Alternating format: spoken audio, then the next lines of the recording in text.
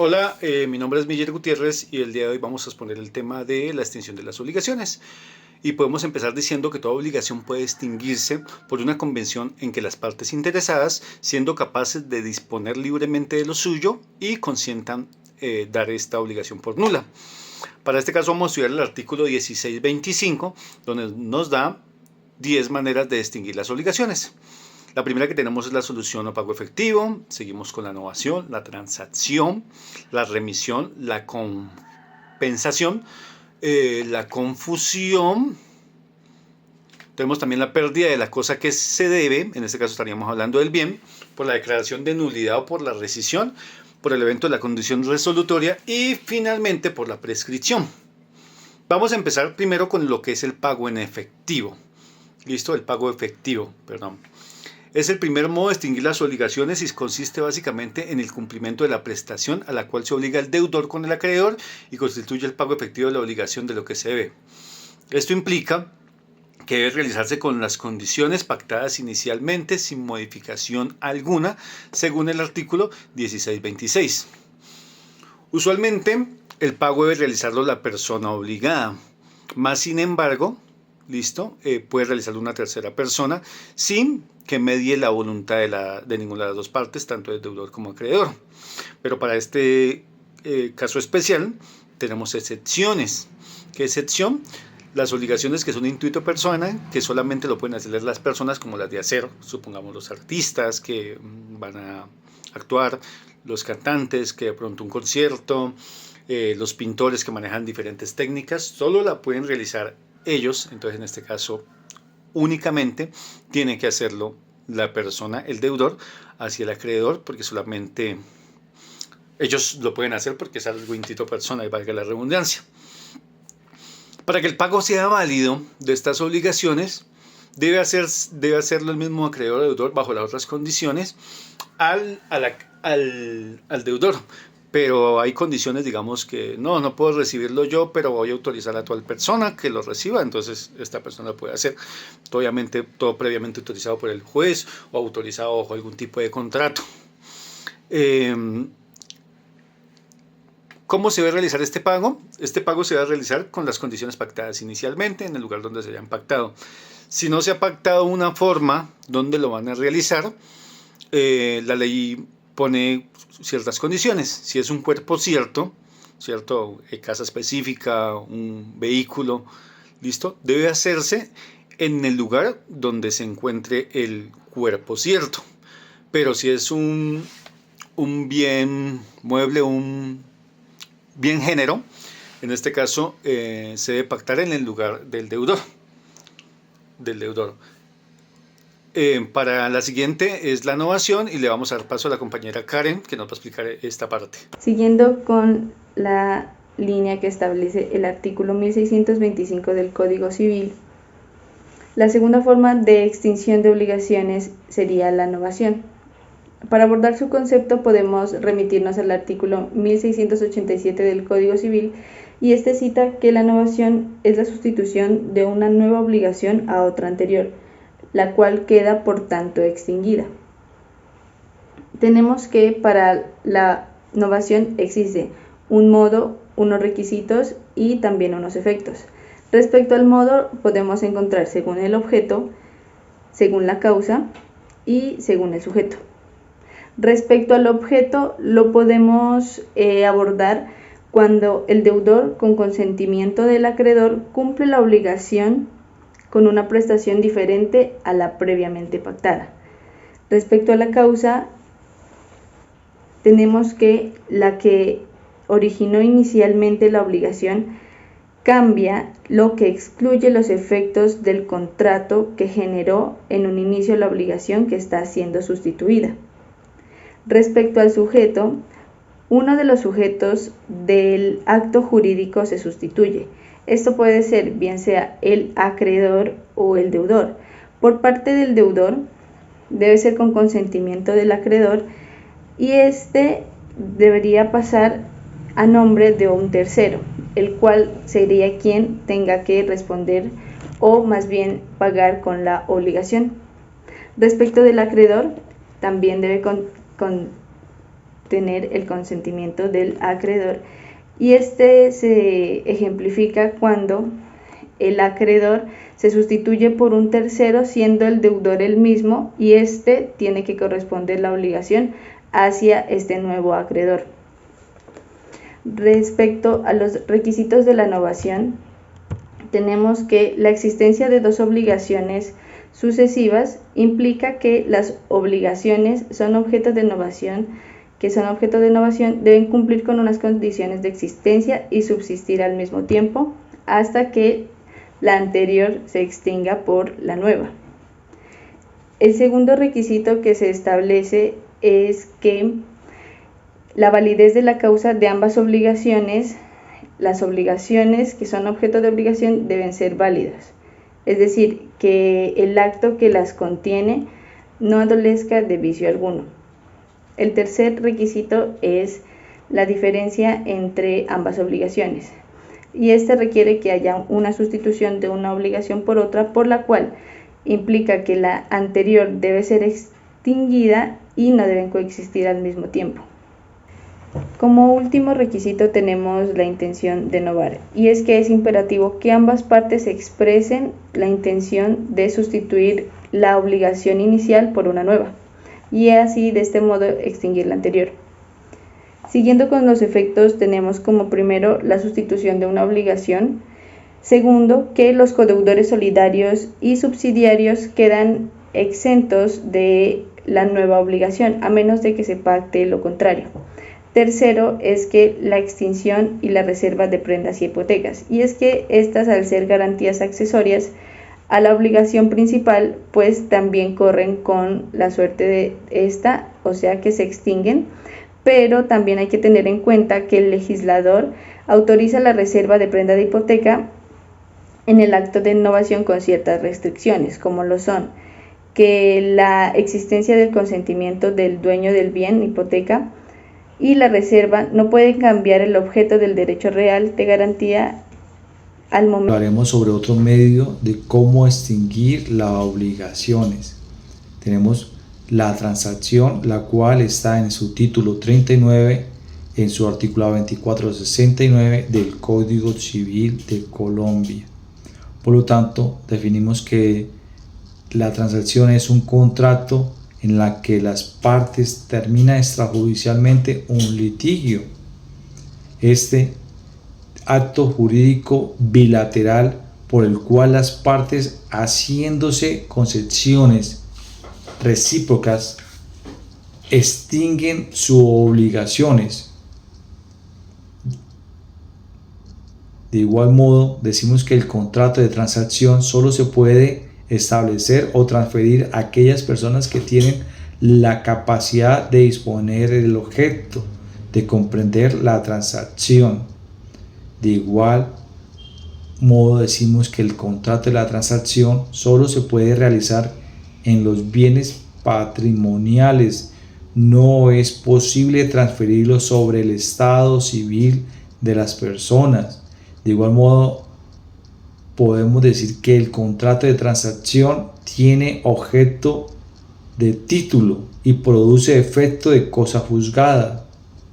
Este contrato de transacción debe cumplir con los requisitos de ley y normativos en el artículo 1495, 1496, 1501 y 1502 y los que la ley disponga.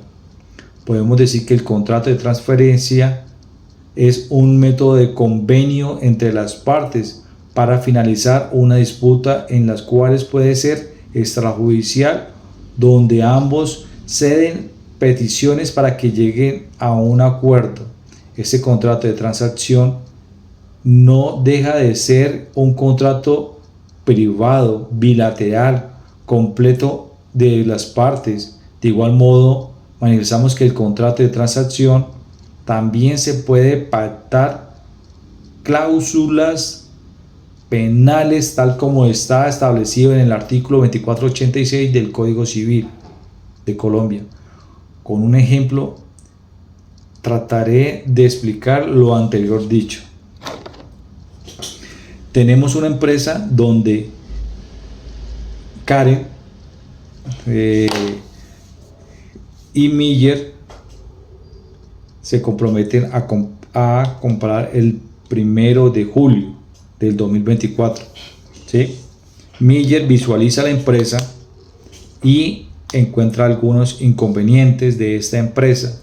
En esta empresa está mal la banda transportadora de materia, la clasificadora, la malla extractora de material, y entonces Miller le exige a Karen que para ejecutar este contrato de compra-venta de esta empresa debe arreglar esas novedades. Entonces doña Karen coge y contrata a otra persona, ¿sí? Esta persona X va a ejecutar las novedades que tiene la empresa, ¿sí? Entonces doña Karen esta empresa le manifiesta a Karen de que debe comprar unos materiales para realizar dichas novedades. Doña Karen no tiene la capacidad de comprar los materiales y de cancelarle a la empresa para que entregarle a comprarle a Miller. Entonces Miller debería pagarle a Karen para que esta niña Karen pueda tener la capacidad de pagar al nuevo contratista y le entregue las novedades de la empresa. Artículo 1625 del Código Civil. Continuamos con la forma de extinguir las obligaciones que hace referencia al número 4, que es la remisión. La remisión es una forma de extinguir las obligaciones y también refiere que es la renuncia por parte del acreedor del derecho que tiene sobre el deudor.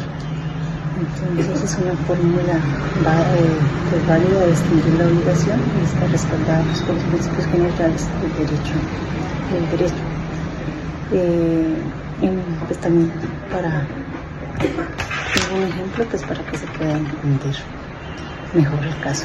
Entonces Ana le presta a Juan 500.000 pesos por el término de 3 meses, desde el 1 de mayo del 2024 hasta el 1 de julio del 2024. Pasan los 3 meses y Juan no le reintegra el dinero a Ana. Ana, pues al conocer la situación financiera que tiene su amigo Juan, pues después de realizar un análisis de la situación que está pasando, decide considerarlo y decide perdonar la deuda. Dentro de este ejercicio pues libera a Juan de la deuda y la remisión, pues la deuda queda extinguida. Luego de escuchar a mi compañera Jimena, vamos a seguir con el quinto modo de extinguir las obligaciones, el cual se trata de la compensación.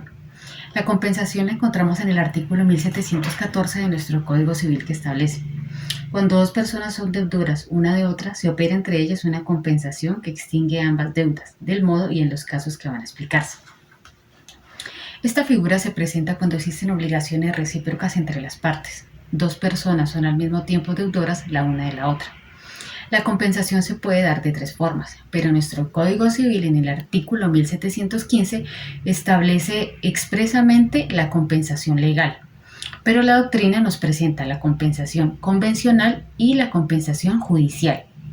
La compensación legal es aquella que opera por el solo ministerio de la ley, aun sin mediación del consentimiento ni del conocimiento de los deudores, es decir, del acreedor y del deudor. Pero para que ésta se deben cumplir ciertas condiciones. La primera que nos establece es que sean ambas de dinero o de cosas fungibles o indeterminadas de igual género y calidad. En este caso, la fungibilidad no la vamos a tratar a la luz del artículo 663 del Código Civil, sino como un calificativo que se le va a dar a las cosas que pueden ser reemplazadas por otras del mismo género. La segunda condición es que ambas deudas sean líquidas. Es decir, que la cuantía de las obligaciones objeto a compensar o que se pretende compensar esté determinada, y para ello debemos tener en cuenta el artículo 422 del Código General del Proceso, que nos habla del título ejecutivo y sus características, que son clara, expresa y exigible.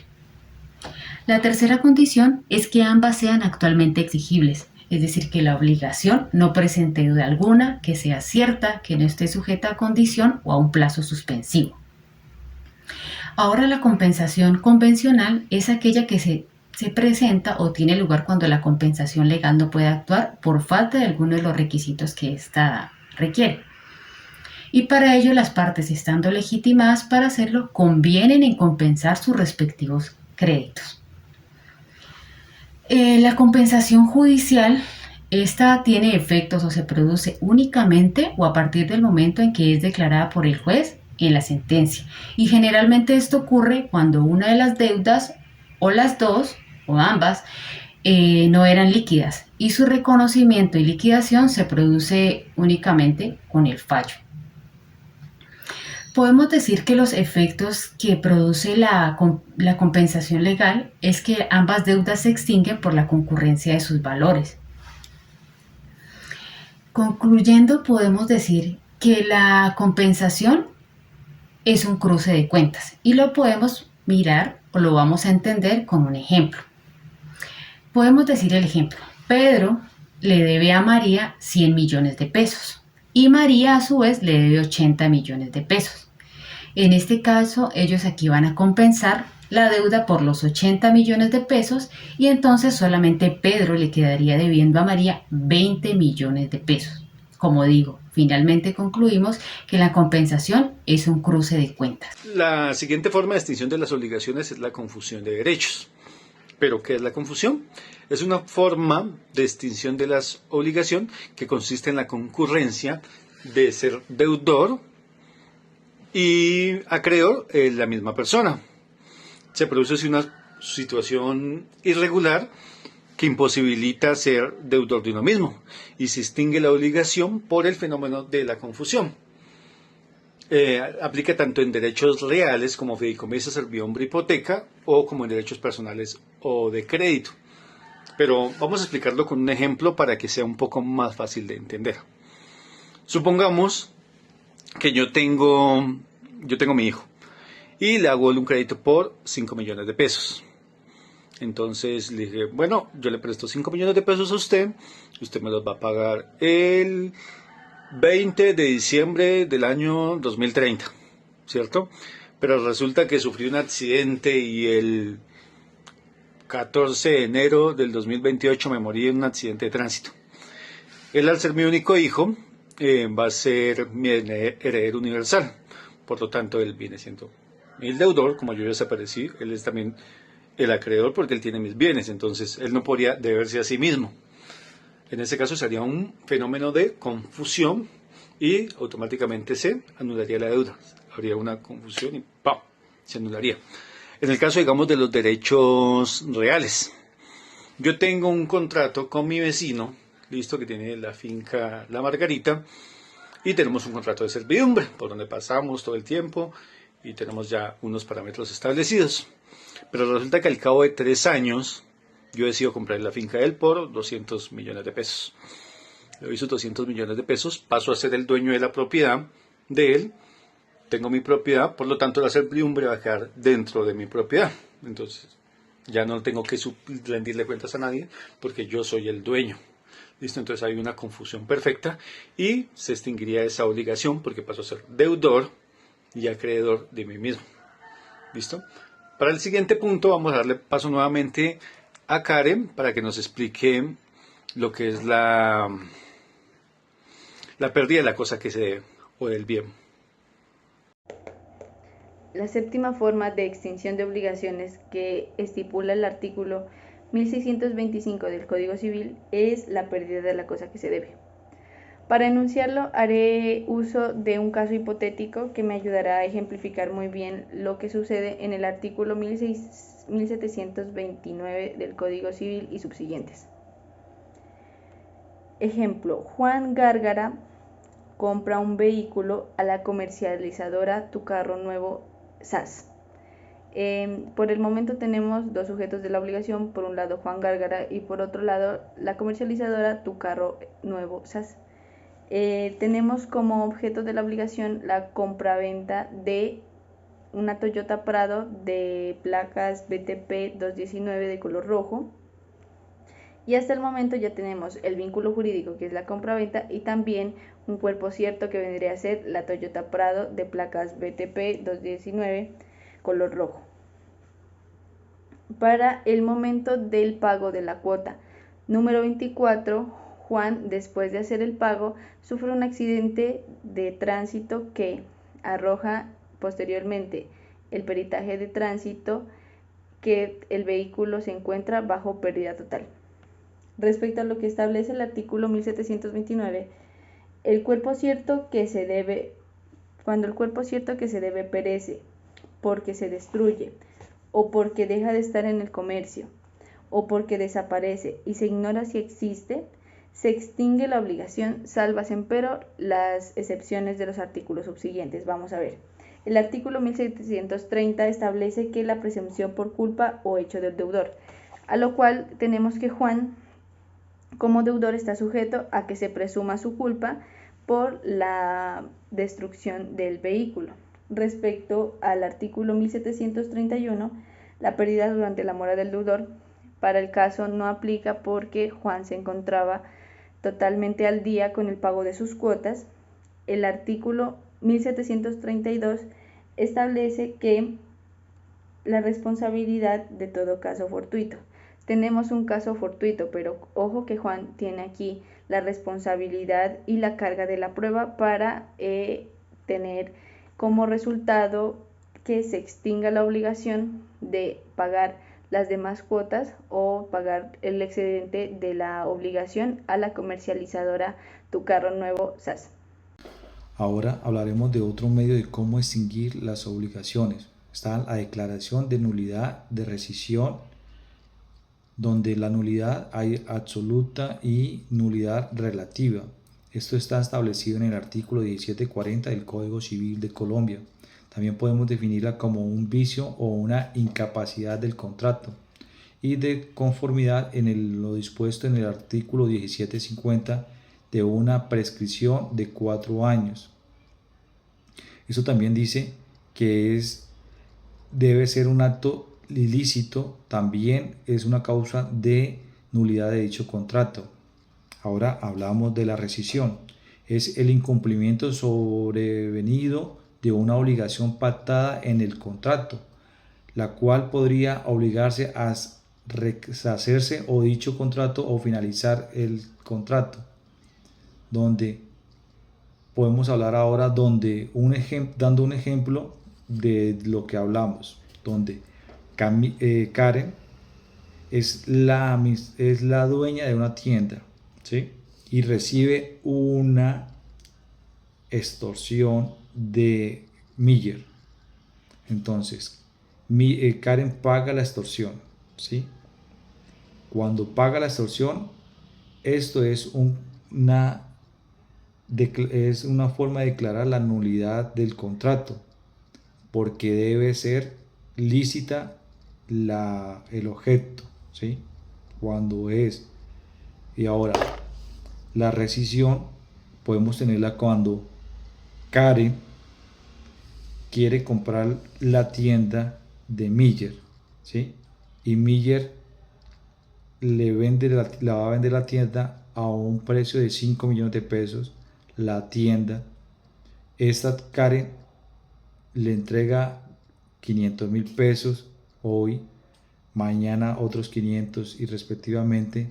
Por tal motivo, cuando Karen tiene una totalidad de 3 millones de pesos y quiere finalizar, se retracta del contrato con Miller, entonces Miller puede entregarle la plata y Karen le entrega la tienda, ¿sí?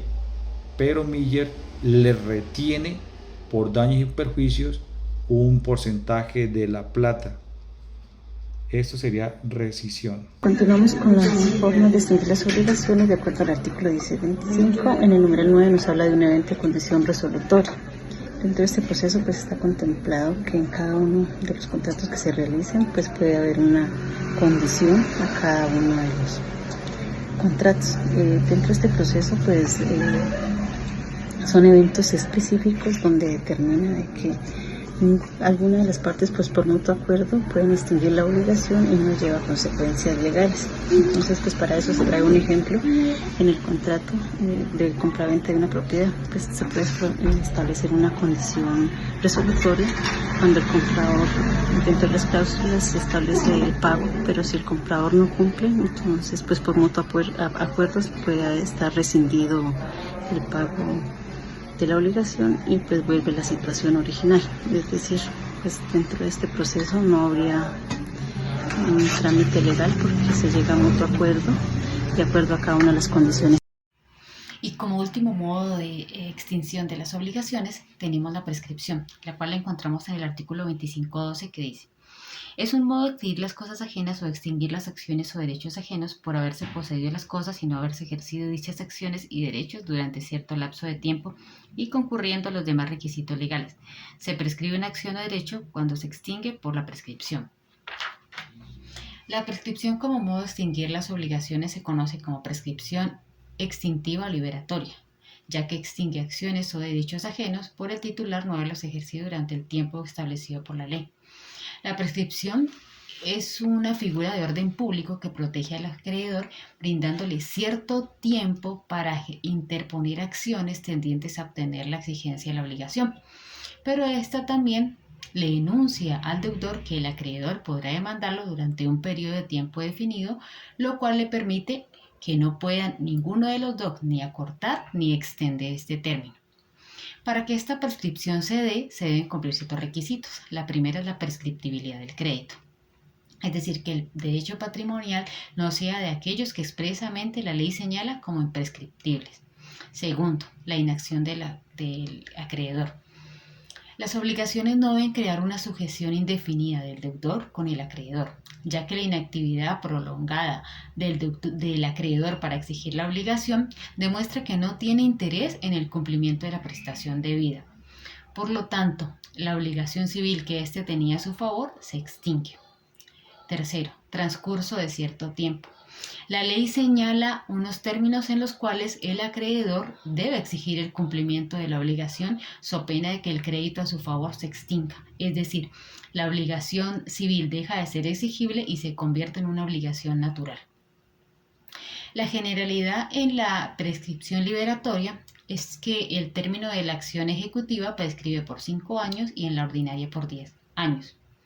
El término de prescripción liberatoria se comienza a contar a partir de que se hace exigible la obligación y no antes. En la prescripción puede suceder o interrupción o suspensión. La interrupción se puede dar de dos formas, de manera civil y de manera natural. De manera natural ocurre con el reconocimiento de la obligación por parte del deudor.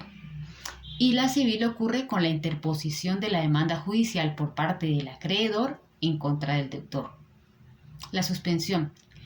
Esta ocurre para las siguientes personas.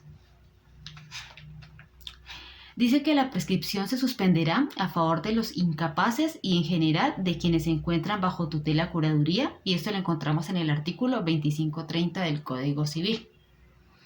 Un ejemplo de esta prescripción podría ser que Pedro le presta a María 50 millones de pesos y ésta le firma una letra de cambio por un año. Llegado el año, María incumple su obligación y Pedro no exige el cumplimiento de esta misma.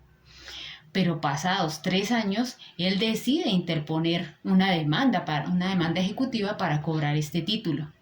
Y cuando se da cuenta, la acción cambiaria prescribe a los 3 años. Es decir, ya no tiene nada que hacer, no ejerció su derecho de acción y por lo tanto ya no hay nada que hacer.